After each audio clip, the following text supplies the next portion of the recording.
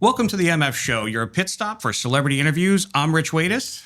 And I'm Jerry Zayden. We're going to talk about hot car topics and the automotive industry and everywhere it takes us. So today is episode 1, and everything has to start with an origin story. And that's really what we're going to be talking about today. How did we get to where we are, where we get to deal with some of the coolest vehicles, some of the best builders, racing in places where people only talk about is places where legends get to be. And it's sort of an interesting thing for us to be able to kind of peel back the layers and let the audience that's watched all the things and successes we've had to see how we got to where we are and maybe some of the cool people that we got to meet along the way. Oh, absolutely. I'm so excited for the show. I mean, listening to so many other podcasts and meeting so many people, and the fact that now MagnaFlow and Camberg have joined forces and we've been working together for over 20 years. This is going to be really fun. I mean, I've never been in this type of environment before, and it's new to me. I'm excited. And to be able to work with Mario Andretti and Chip Foose and Ivan the Ironman Stewart and have these kind of big legendary names on our show amongst many other builders and enthusiasts in the industry, this is going to be a lot of fun, Richard. I'm looking forward to it. And really, I think that's where this whole thing kind of starts is we've got to talk about what it took to get to where we are today. How did we get to sit in these two seats, talk to each other about where things happened? So tell me a little bit about maybe the story that people didn't know about how Jerry got to where he was. Yeah, so it's an interesting story. Born in Arizona. Thank God my parents moved me to California at 3 years old because that shaped me to who I am today. I remember, I think I was about 6 or 7, and one of our neighbors was into surfing, and I always knew, like, okay, that looks really cool. So skateboard culture, surfing culture is really bred at the beach, and Huntington Beach was almost main epicenter of that, which is really neat to watch. And, being born in the 70s kid and growing up in the 80s, I really got into surfing. So, going to Dwyer Middle School, and that fed right into Huntington Beach High School, really shaped me to who I am today. Later, out of surfing, being on the Huntington High School surf team, I got into shaping surfboards. Shaping surfboards was really instrumental into my fabrication, but prior to shaping surfboards and the surfing, at 16 years old, my parents bought me a Toyota truck. And I had this little standard cab, 2-wheel drive truck. And the culture in Southern California was all about cruising and loud stereos. The mini truck culture. Oh, 100%. So my first job was in the automotive industry. My first job was with my buddy Desi. So he's from the skateboarding and BMX culture, and he had this little window tint shop. I mean, it's tiny. The funny thing is it's the same complex where Camberg started. So there's these 1,400 square foot buildings. He did window tinting and sunroofs. And so I started with a broom. I literally said, I just want to work here. This is cool.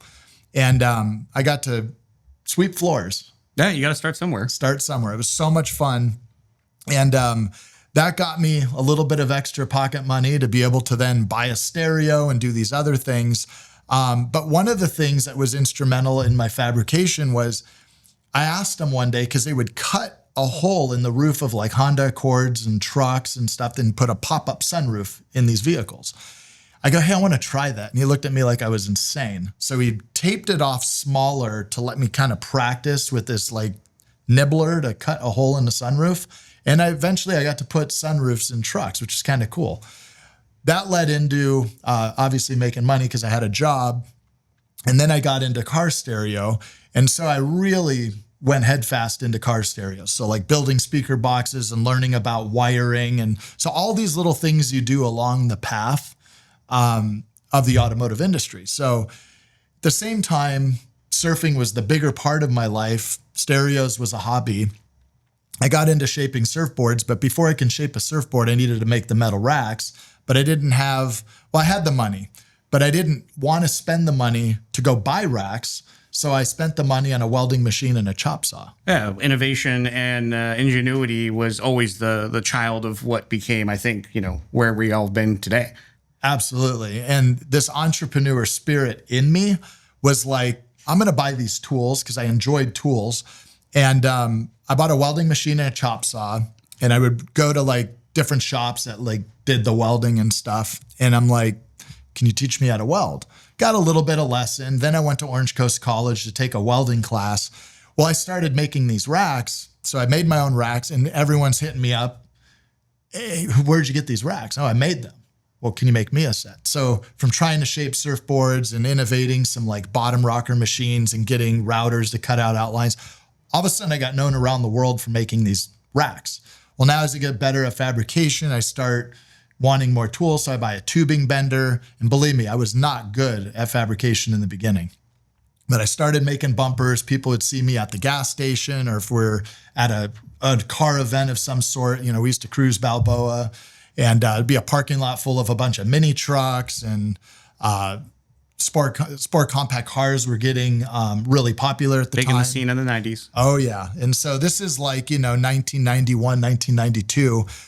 Then in 93, I meet Reese Millen in about 91, 92, cruising Balboa.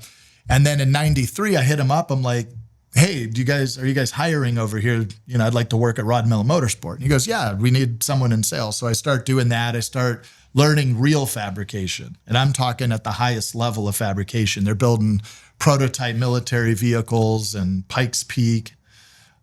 Isn't it kind of funny, though, how you were just able to walk into this Reese Millen shop and be able to interact with people? I mean, the culture is very different today, where that door, that barrier that's perceived to be there, I think in the early parts of car culture just wasn't there. It was definitely an interesting time. And what we've known now is we're all very common. Like, we all want the same thing. And it's just like when I went to my first desert races as an enthusiast, just starting Camberg, right? Like, I wasn't in the industry yet, even we had Camberg in 1997. What happened was, you'd go to the race and all of a sudden you're bumping shoulders with all the racers, right? We'd be at the bar at Buffalo Bills that everyone would hang out at, right? Or we'd go to the Laughlin race and everyone's kind of hanging out at Harrah's. Everyone knew each other. Everyone was just down to be friendly with everyone. And I'm talking from like the Herbst family, which was like the royalty of the industry, to ourselves just starting a fabrication business. Everyone was into the same common hobby, right? So we're all accepted. But it is who you know to get your foot in that door, right? Yeah.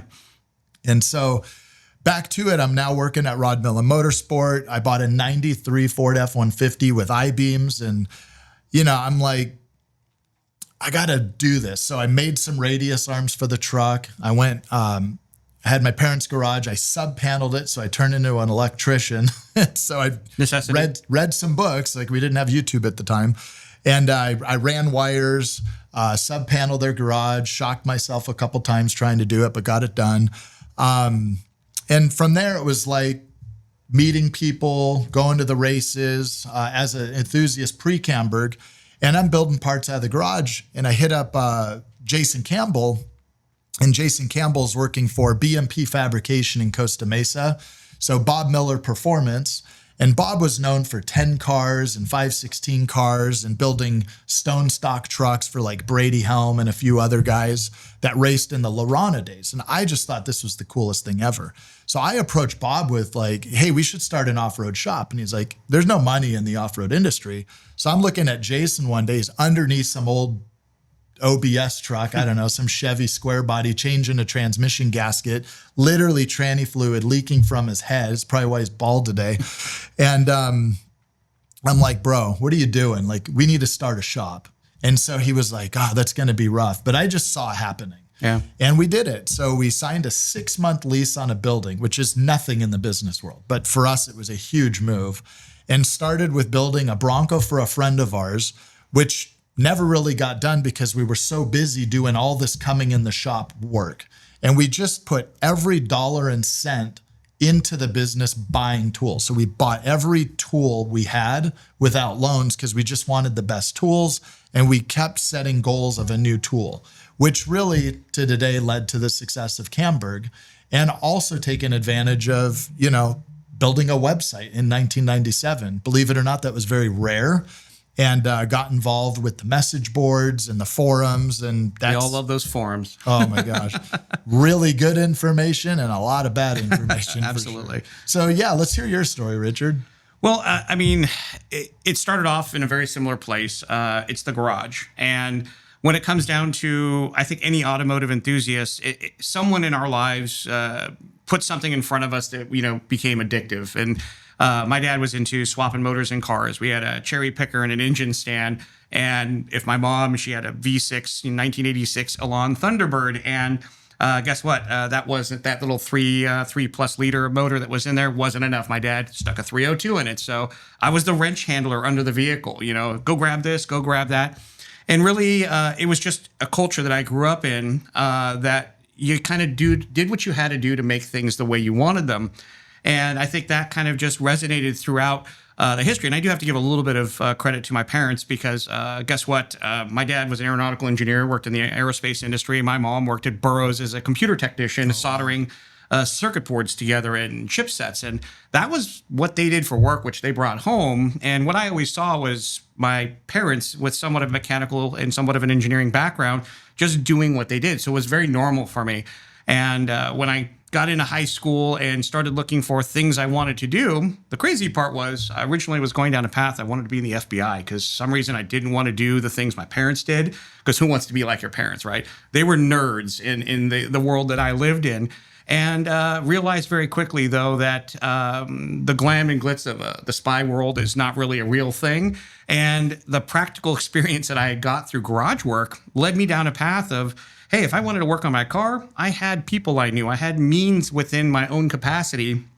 And it just drove me to go deeper into it. And I think that's something, I know today we call it ADHD, but it's that hyper focus. I think we both kind of exert that, where if you're going to do something, you want to know everything about it. You want to know how it works. And that really drove me into where I started to guide my schooling towards, and really my first career choices. I decided I was going to change off that path and go into mechanical engineering. And, life always throws things in your way. My dad, he was a diabetic, had a bunch of health issues. My mom had cancer. And I guess I had to derail kind of where the school was and go back home, kind of help home. And that's when I really started to focus on, hey, I got to find the thing I like to do. There's a lot of things going around in the world. And when we find those kind of things that allow us to hyper focus and really focus our energy to, that becomes the happiness in your life. And that's where working in the garage with cars was now extended from my father to my friends. So wrenching on cars, swapping motors, dumping on the nitrous, going out and racing on streets that we weren't necessarily supposed to be racing on, but playing with what was fun in the industry really drove me to figuring out, hey, I want to work in automotive. And it started off with, I just wanted parts. And I think in the same way that you were building parts because that was the way you wanted to go, I felt that I needed to do something to enable that. And for me, I needed the money. So I went to school and worked through that. I went to Pep Boys because I got a discount. I mean, even if it was 30% off of a tire, that was one more burnout I could do. So yeah, definitely the discount was big motivation for a lot of different jobs, right? And it just drives you into like, well, now that you're there, you get to see how it works. So you get to see, okay, what's this machine on the retail world? Look at all these different companies. Well, what's this do? What's that do? Start talking to the people. And guess what? When I started finding out that we had more in this Orange County environment to go out and see, I was a huge fan of NHRA racing growing up. My dad was into it. Kenny Bernstein is in Lake Forest. And when to the same effect, I got a chance to go walk over and look at the Bud King's Top Fuel Dragster, walk in the shop and talk to the people that made it happen. And, that's something I think in that world that we kind of grew up in is we had role models and people that told us, just go do it. Ask the question, get out there and put yourself in front of the people that are the icons so that you can learn from the best. But how intimidating was it though, right? These were the guys we only learned about because of television. Absolutely. And now the landscape's changed, right? I mean, I used to go into the pit stops and the closest you could get was with a little bit of nitro burn when you're sitting there breathing it in, that was the guy behind the helmet and I'm in his shop and they welcomed us. And beyond that, it was just pretty much the kid's dream come true. And from that, I decided I need to get out of this retail business and selling parts into a company that I knew and where I wanted to be that I think I could make an impact on. So I did a left turn, and once parents' health kind of got stabilized, decided I wanted to go knock on the door of MagnaFlow. And long and behold, 22 years later, from starting at the bottom, from a very similar situation, a part-time job, sweeping a floor, following a fabricator around, I got an opportunity to get on a camera, talk to the world about the things that MagnaFlow does great. Yeah, that's where I think I first met you was Adam used to work at MagnaFlow, one of the engineers, and he was a big Camberg fan at the time. And he brought us mufflers for the Lucas Oil Ranger, the one that I completely yard sailed down Barstow, Maine. And then you had us come on to the Overhauling show, and they did an episode called Double Hauling. Have you watched that episode at any of these old episodes recently? I have been on probably over 100 of those, and I think I've watched one or two, only because it's nostalgia and going back. But I get to look back. I mean, I think most of the time people have pictures and things they look at, and it's kind of weird having had the opportunity to be on television shows because I had hundreds of thousands of people who got to see a little bit of what I did, who I never got to meet. And as the world sort of evolved and I got more involved with the events side, hey, you know what? Here, one TV show, another TV show. Pretty soon when I go to an event, someone's like, hey, you're the muffler guy from Chip Foose's show. Or, hey, you know what? I saw you on this episode of RTM. And it was just very unusual to go through that. But I think when we started going to these events, it allowed us to have a better connection with the people, our fans of the industry, the people of influence. And it sort of opens more doors. The more people you know, the more doors it open. And I think that's really where, when we get to some of these events and we started participating in our first thing with racing, you were talking about Lucas Oil, that was MagnaFlow's first venture, and that was just a few years in. So racing is such an interesting part of the industry, and I know that's kind of your expertise. Yeah, I mean, in my opinion, racing is what breeds excitement on every level. So, obviously being in the truck culture from day one. My cousin Ricky, who's in Arizona still, he used to draw like 83 Toyota trucks. And those are pictures on his walls with the big round lights on the big 3-inch light bars. And his first truck was a Toyota truck. So I looked up to my cousin so much. He's a couple years older than me. So for me, it was this truck culture. And then later in the Camberg deal, I was dealing with a lot of these Raptor customers that own Porsches and Ferraris and Lamborghinis. Like, these are some pretty successful people. And I bought a sports car, right? And so having the sports car really opened up my eyes in a complete yin and yang kind of way of the automotive culture. And I have met so many cool people and been in some of these garages with, I mean, Kip Cypress is one guy. He's got this shop in Huntington Beach.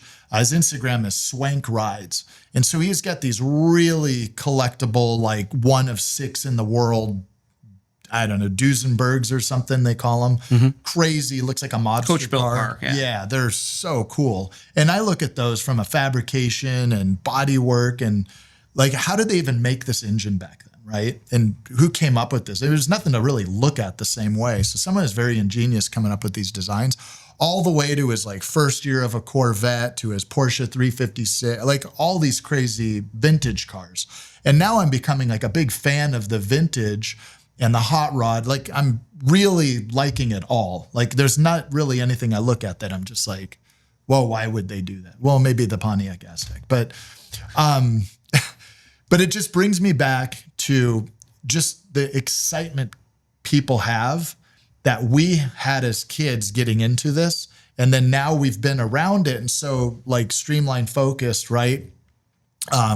With racing and aftermarket automotive culture and where it brings us. And just back to the question of racing is, without racing, we wouldn't have Ford versus Ferrari.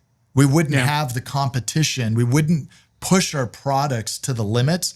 Like MagnaFlow at the Mint 400 this year, Zach, my son, comes up and he's like, Dad, that McMullen Class 1 car, it has a MagnaFlow muffler. And that guy qualified first, might have even won the race. I'm like, Zach, MagnaFlow has been winning in the desert for years.